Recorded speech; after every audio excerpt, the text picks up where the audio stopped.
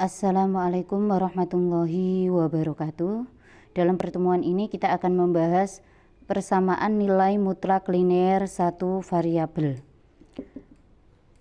Dalam menyelesaikan persamaan linear dalam tanda mutlak, kita dapat menggunakan definisi nilai mutlak. Nilai mutlak X ini didefinisikan dia bernilai positif X untuk X-nya yang lebih besar dari 0, kemudian bernilai negatif X untuk X yang kurang dari 0. Ya, jadi nilai mutlak X itu mempunyai dua arti, positif kemudian negatif.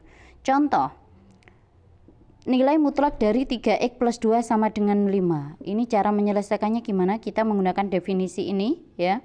Jadi 3X plus 2 sama dengan dia bisa bernilai positif 5, bisa juga di sini negatif 5. Kita selesaikan satu persatu.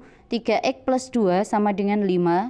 3X plus pindah sini jadinya negatif 2.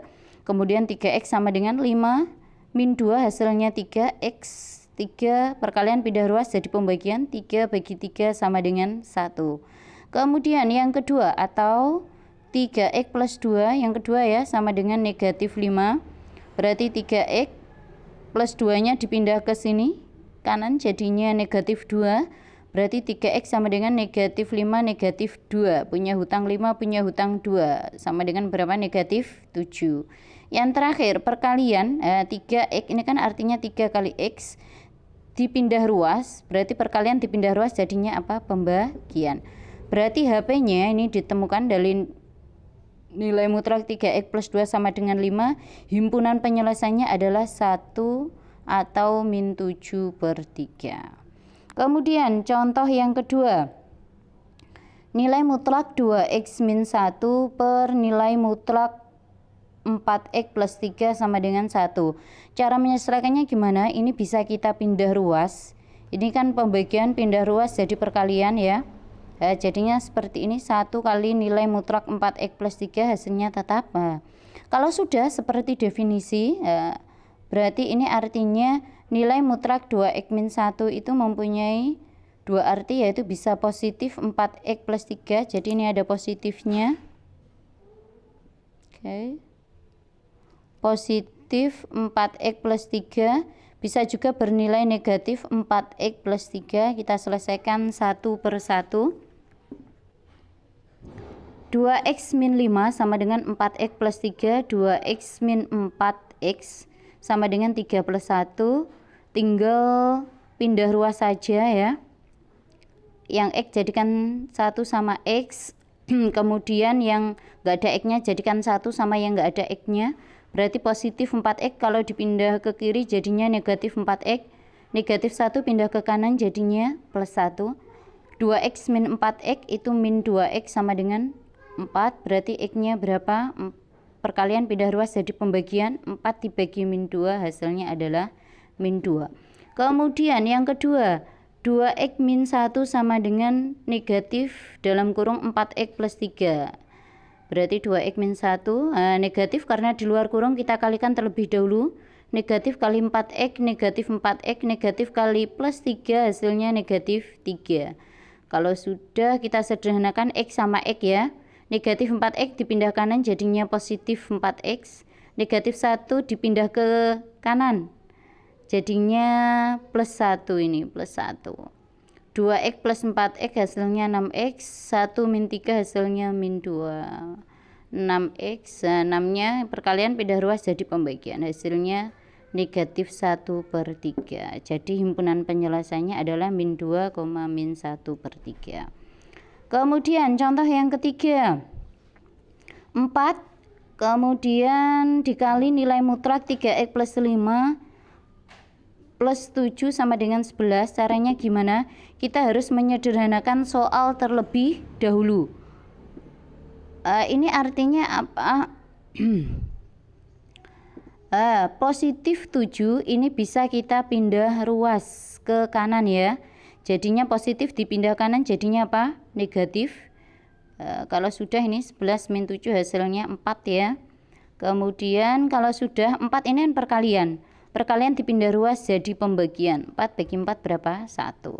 Kalau sudah tinggal 3X plus 5 sama dengan 1, tinggal kita sederhanakan menggunakan definisi berarti dia mempunyai arti 3x plus 5 sama dengan bisa positif 1 ya, bisa juga negatif 1. Yang pertama kita selesaikan untuk yang positif, berarti 3x plus 5 sama dengan 1, 3x sama dengan 1 min 5 ya kan, dari mana positif 5 pindah ke sini jadinya negatif 5.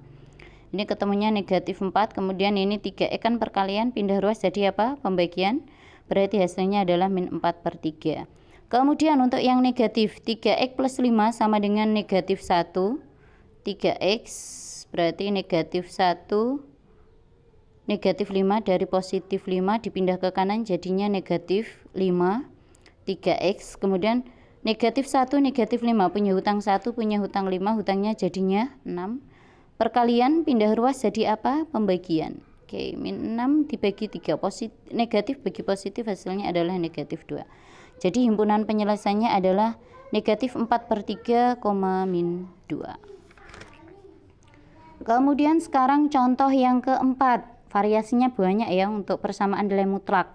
Sebenarnya ada kuadrat juga, tapi ini saya pilih yang mudah. Soal yang nomor 4, ini nilai mutlak dari 3x plus 1 sama dengan 4x min 1.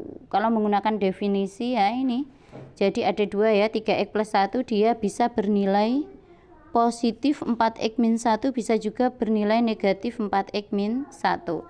Jangan lupa di sini ada konsepnya untuk nilai mutlak yang berbentuk ini, nilai mutlak fx sama dengan gx. Gx-nya ini enggak ada nilai mutlak, jadi nanti syaratnya adalah gx harus lebih besar dari 0. Lebih besar sama dengan 0. Kita selesaikan satu persatu mulai dari yang positif. 3x plus 1 sama dengan 4x min 1. 3x, yang x jadikan 1 dengan x, positif pindah ke sini jadinya negatif ya, 4x plus 1 pindah ke sini jadinya negatif 1. 3x min 4x, punya hutang 4 bayar 3, hutangnya masih 1x, punya hutang 1, punya hutang 1, hutangnya negatif 2. Jadinya x perkalian pindah ruas jadi apa? Pembagian. Jangan lupa bahwasanya kalau perkalian dipindah ruas itu tidak ngaruh ke tanda. Negatif dibagi negatif berarti hasilnya adalah positif 2. Kemudian yang kedua, ini untuk yang negatif. 3x plus 1 sama dengan negatif 4x min 1. 3x plus 1 sama dengan ini tinggal kalikan aja, negatif 4x negatif kali negatif 1 min kali min plus ya.